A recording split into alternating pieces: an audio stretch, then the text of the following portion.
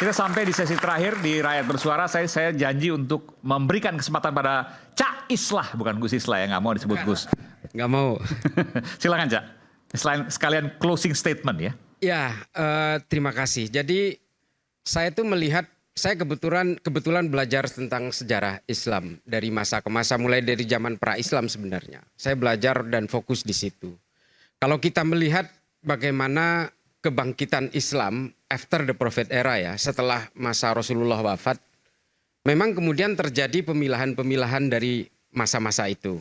Yang paling kuat adalah ketika masa Bani Abbasiyah. Bagaimana keilmuan Islam itu menjadi luar biasa. Melahirkan, dan juga Bani Umayyah di Andalusia. Ini cuma gambaran aja. Melahirkan Ibnu Haytham, Abu Ahmad Ad-Dinawari.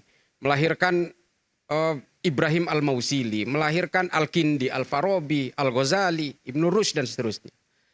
Ini adalah mengapa ilmu pengetahuan Islam itu begitu berjaya pada masa itu. Ya karena penceramahnya berilmu. Tausiah yang diberikan kepada umat itu berdasarkan keilmuan yang luar biasa.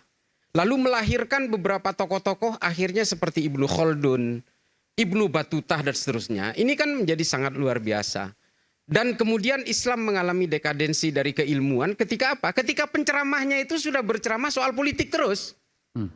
Pada zaman Mamluk, pada zaman Utsmani, pada zaman Safawiyah dan seterusnya, Fatimiyah dan seterusnya dan seterusnya. Ketika dia berbicara tentang bagaimana melakukan generalisasi terhadap kekuatan-kekuatan politik. Bagaimana ketika penceramah itu sudah berbicara tentang ekspansi politik. Disitulah keilmuan Islam mengalami dekadensi. Saya akhir tahun kemarin sengaja untuk melakukan studi komparasi ke berbagai negara di Timur Tengah sampai ke Afrika Utara.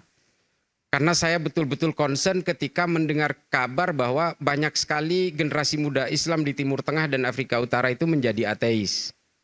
Saya sangat concern di situ dan saya menemui beberapa ulama di banyak negara sampai ke Tunis, sampai ke Benghazi, ke Libya. Saya ketemu dengan mereka. Dan mereka mengatakan hari ini yang lebih populer di anak-anak muda di Arab itu adalah tentang ajaran-ajaran ateis dari Richard Dawkins. Mungkin kita pembaca itu nih berdua. Bukan berarti insya Allah bukan ateis. Berbicara tentang teori Darwin. Berbicara tentang Stephen Hawking, Big Bang Theory, black holes dan sebagainya. Kenapa? Karena memang para penceramah agama tidak menyediakan ilmu pengetahuan kepada generasi muda Islam. Wabil khusus di Indonesia, yang lebih dibeli oleh masyarakat itu adalah kejenakaan-kejenakaan yang tidak bisa membedakan antara stand up komedi dengan ceramah agama. Bukan berarti ceramah agama tidak boleh lucu, tapi narasi besar dari sebuah ceramah itu adalah tentang keilmuan. Dan saya berbicara dengan rektor Zaitunah University di Tunis. Dia mengatakan bahwa umat Islam hari ini tidak ada satupun yang bisa melawan pemikiran Stephen Hawking tentang Genesis, tentang teori penciptaan alam. Seolah-olah di Al-Quran tidak ada. Padahal ada kitab tafsir dari Syekh Muhammad Thohir bin Ashur, At-Tahrir wa Tanwir, itu luar biasa menceritakan kejadian terciptanya alam semesta itu berdasarkan kurang lebih seperti Big Bang teorinya Stephen Hawking. Dan itu jadi disampaikan oleh para pendakwah. Nah seharusnya itu yang diberikan kepada masyarakat sesuai segmentasinya. Nah meskipun Gus Miftah nih, saya nggak panggil Mas ini, Gus Miftah aja yang populer gitu. Meskipun dia berada di segmentasi menengah ke bawah misalnya, setidaknya dia harus berdaya dalam keilmuan. Keilmuan dasar saja. Keilmuan-keilmuan yang menceritakan tentang bagaimana Ibnu Al-Haytham bisa menciptakan kamera yang nempel di handphone kita semua hari ini. Lewat Kitabul Manazir misalnya. Ini kan luar biasa, ceritakan saja. Nah ini kan saya tahu betul, Gus Miftah ini adalah teman baik saya. Saya sepanggung dengan beliau berkali-kali. Dan saya sering mendengarkan ceramahnya. Jadi kalau di dalam pemirsa audiensnya itu bicara sarkem misalnya, sarkem matamu, itu udah biasa memang. Nah dia itu ketika dia well defined terhadap seorang penjual es teh, ini kemudian yang menjadi luar biasa di tangan netizen. Dan menjadi penceramah agama itu memang tidak gampang. Ini Ustadz, Kiai juga semua, Kang Maman semua ini saya juga berceramah gitu. Meskipun saya tidak berceramah agama tapi tentang bagaimana sejarah Islam. Tapi menjadi seorang penceramah agama itu manggulnya berat sekali. Bayangkan kalau menjadi seorang Gus Miftah. salah satu sebagai penceramah agama dan sebagai pejabat publik utusan khusus presiden. Ada dua benda berat di panggulnya itu yang harus dibawakan secara terus-menerus. Kalau kita bicara tentang bagaimana kita bersikap hari ini kan seperti istilahnya George Orwell ya. Kini zaman panoptikon. Semua orang mata lensanya itu mengarah ke setiap manusia, apalagi public figure seperti ya kita ini public figure lah semua.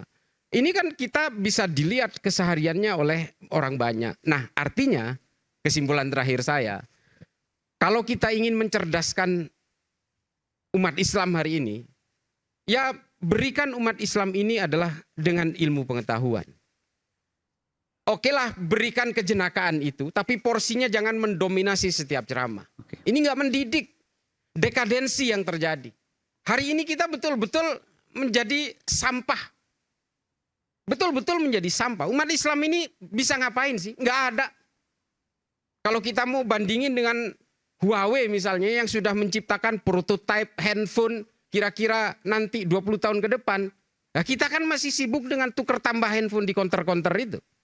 Nah ini gambaran ya bahwa kalau umat Islam ingin berdaya, ya berjuanglah lewat ilmu pengetahuan.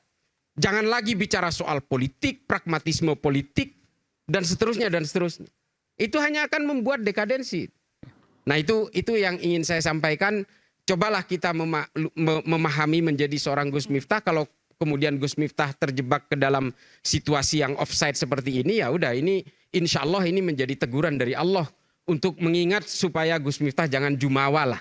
Mungkin Gus Miftah disadari atau tidak disadari jumawa juga di depan publik. Mungkin.